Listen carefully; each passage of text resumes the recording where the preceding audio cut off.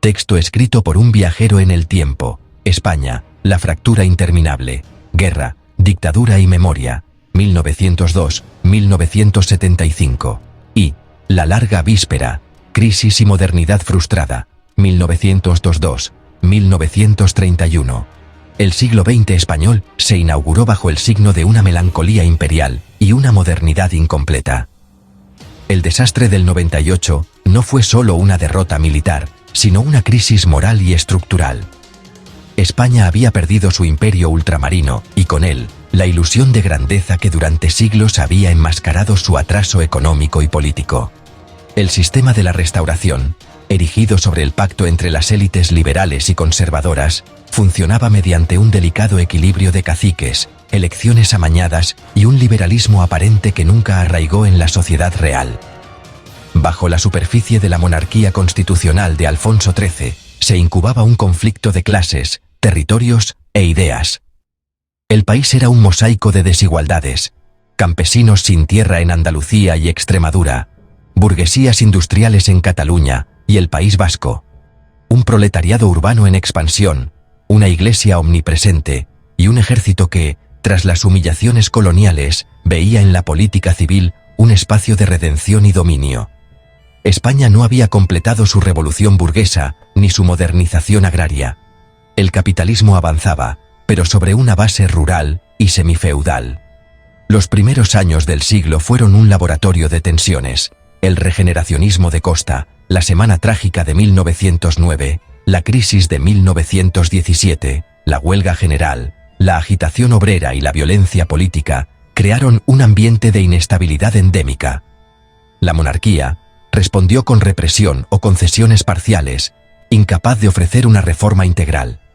Cuando Miguel Primo de Rivera tomó el poder en 1923 con el beneplácito del rey, España se sumó a la oleada autoritaria europea. Su dictadura pretendió regenerar el país mediante un nacionalismo paternalista y una modernización tutelada. Acabó atrapada en su propio inmovilismo. Su caída en 1930 no solo arrastró al dictador, sino al propio sistema monárquico. En abril de 1931, cuando las urnas dieron la victoria a las candidaturas republicanas en las principales ciudades, Alfonso XIII comprendió que su tiempo había terminado. España despertó republicana.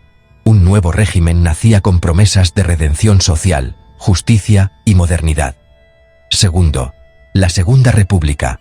Promesa, conflicto y naufragio, 1931-1936. La Segunda República fue el intento más ambicioso de modernizar España desde dentro. Representó la ruptura con siglos de dominación clerical, caciquil y monárquica.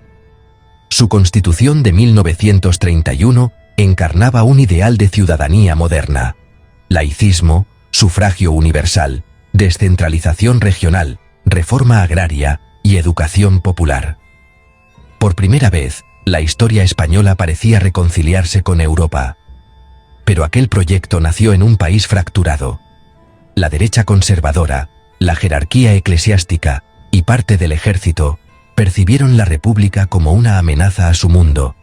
La izquierda radical la consideró insuficiente. Los campesinos del sur esperaban tierra. Los industriales del norte, orden. Los nacionalistas catalanes, autonomía. Los obreros, revolución.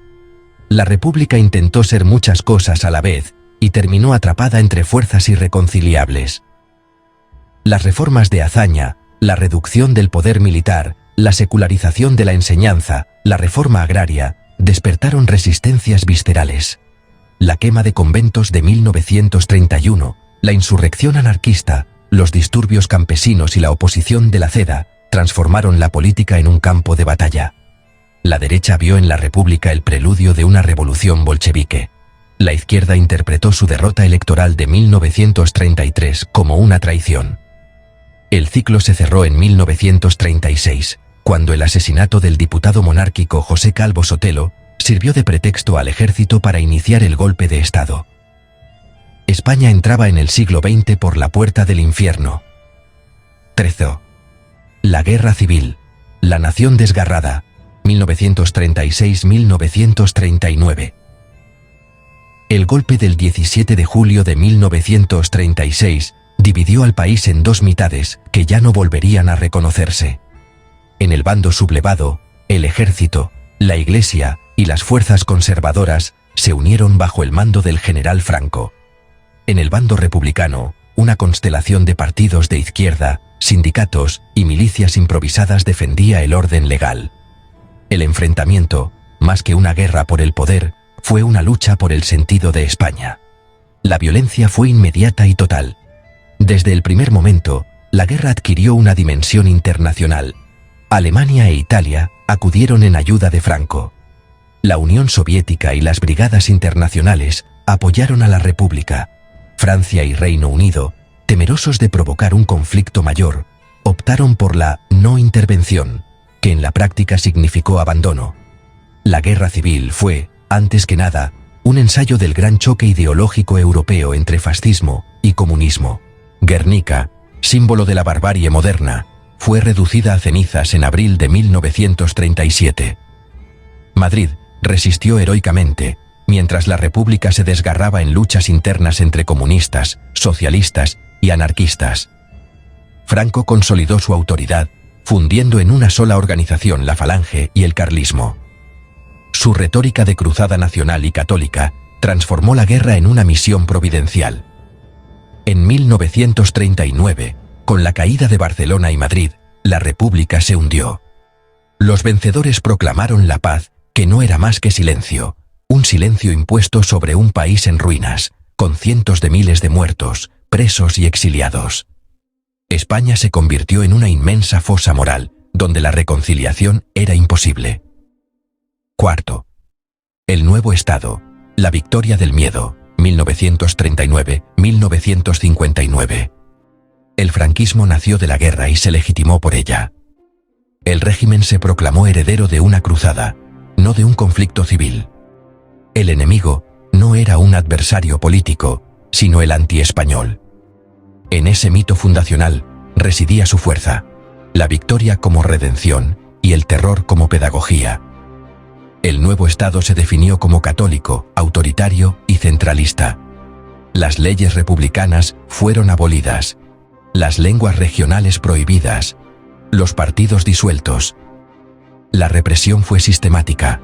Ejecuciones, cárceles, campos de trabajo, depuraciones administrativas. Franco no solo impuso el orden, reconstruyó una sociedad entera sobre el miedo y la obediencia. La Iglesia, convertida en columna moral del régimen, recuperó su hegemonía. El ejército, su gloria perdida. La oligarquía, sus privilegios. La autarquía económica condenó al país al hambre y al atraso.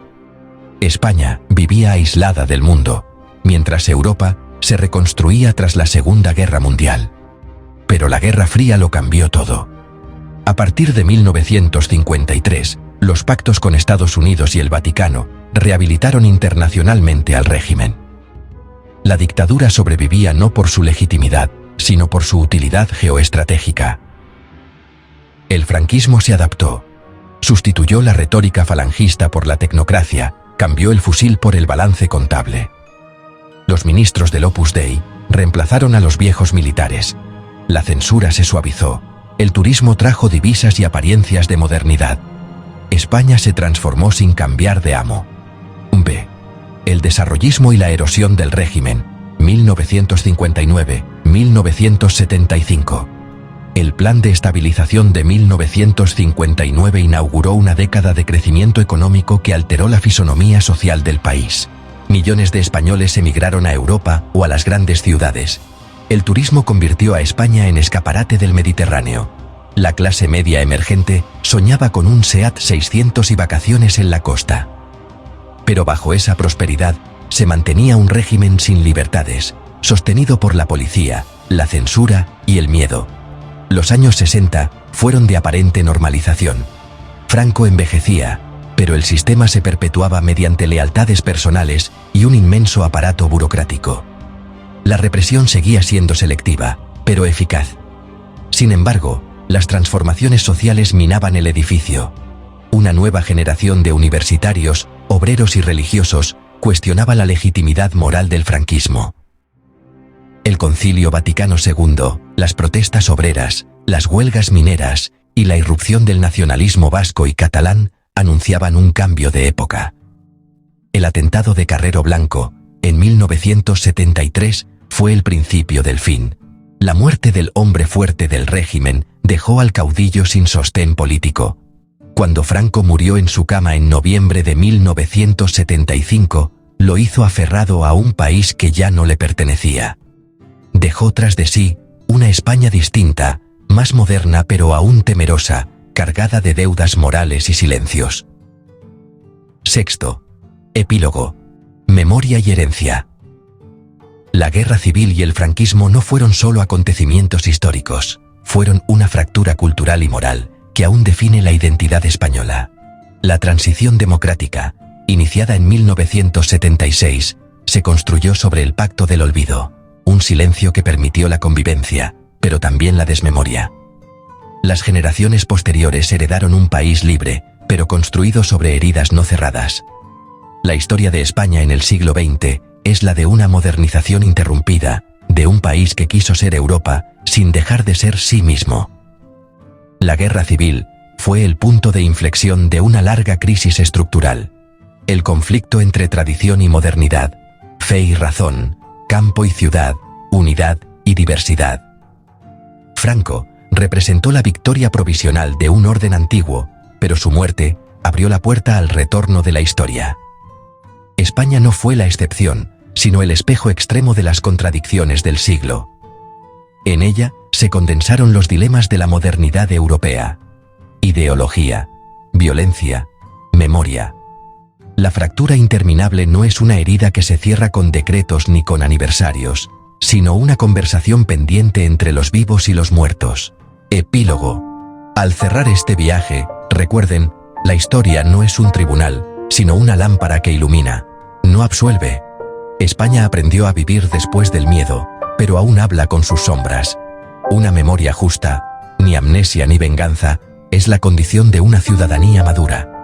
Estas páginas abiertas nos invitan a seguir leyendo, comparando y debatiendo, porque la conversación entre los vivos y los muertos continúa dentro de nosotros.